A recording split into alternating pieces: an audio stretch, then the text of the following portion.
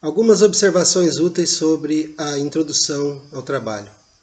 A primeira delas, que esse trabalho foi financiado pela CAPES em 2016. A segunda delas, eu gostaria de chamar a atenção para o aspecto metodológico.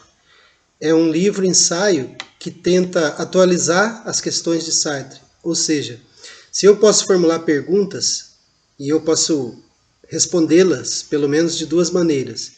O trabalho técnico, que exige o estudo da obra de Sartre por períodos, que relaciona esses períodos com o desenvolvimento interno da obra, que promove um debate todo ele trancado nessas caixas, onde o jovem Sartre ou a ética do jovem Sartre se encaixa, ou noutro espaço onde o Sartre maduro, ou o terceiro Sartre, o Sartre ligado à crítica da razão dialética, o Sartre ligado ao ser o nada, como se fossem momentos distintos.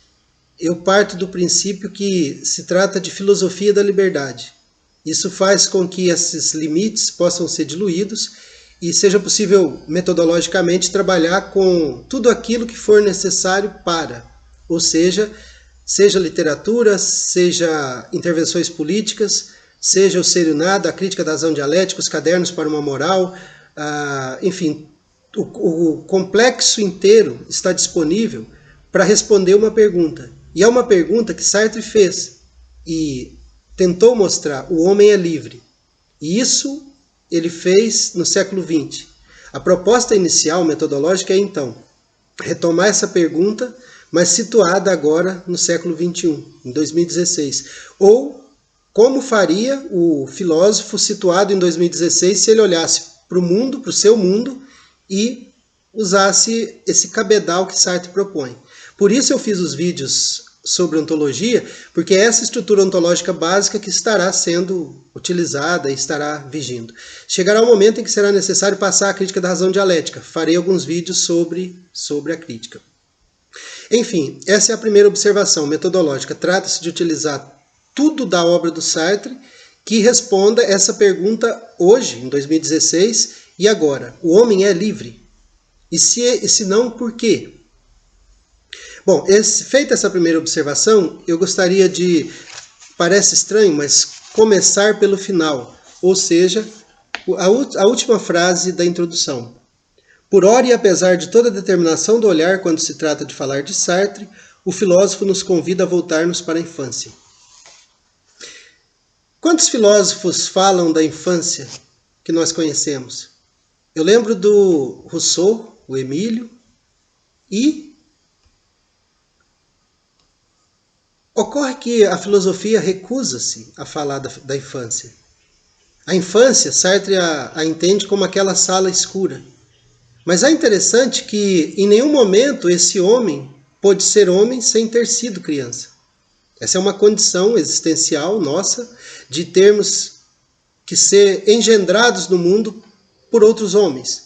Daí aquele jogo entre o em si e o para si, o ser para outro está sempre presente. Mas mais do que isso, por que a infância não aparece na filosofia?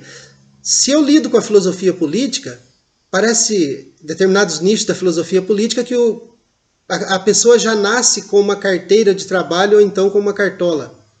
Se eu lido com determinados ambientes da filosofia, por exemplo, racionalista, Descartes despudoradamente diz: o melhor não seria termos nascido já em completa posse de nossa razão?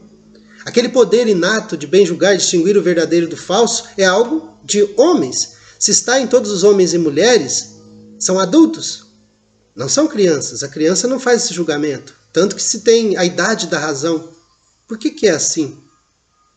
Agora, paralelamente a isso, a essa negação da infância no ambiente filosófico, nós temos, de outro lado, a infantilização do homem adulto. O homem que é infantilizado e, ao invés de cuidar de si mesmo, entrega nas mãos da nutricionista ou da pessoa que vai fazer a sua cirurgia no estômago, a responsabilidade por emagrecer. Essa decisão que é dessa pessoa que não cuida de si, ao invés de fazer uma dieta, ao invés de se cuidar, entrega na mão do outro, é aquele que chega, resolve o meu problema, é a mesma que ocorre na política. Então a gente tem na política, homens adultos e infantis, aqueles que tomam as decisões e aqueles que meramente obedecem. Numa guerra é assim, uma escala em que um manda no outro, e de algum modo a vontade, a escolha, a liberdade daquele que está em cima define as outras, tal e qual ocorre com respeito à criança. Nós lidamos com a criança dando a ela possibilidades ou não. Então, nesse sentido, negar a infância é, de certo modo, não compreender em toda a sua extensão o fenômeno da infantilização de homens adultos por outros homens adultos. Se efetivamente Descartes propusesse a razão como princípio, ela teria que se estender a toda a nossa existência. E não, ele está falando apenas de uma parte da nossa existência. De quando? Não sei, aos 21 anos, que ocorre a idade da razão. Dali em diante, e até esses 21 anos, o que chegou, como foi?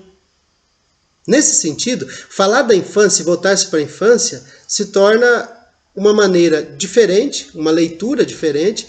É isso que vai ser perguntado à filosofia de Sartre, ou levado por Sartre como questão a toda a filosofia. É claro que isso vai remeter às ciências sociais e às ciências da alma.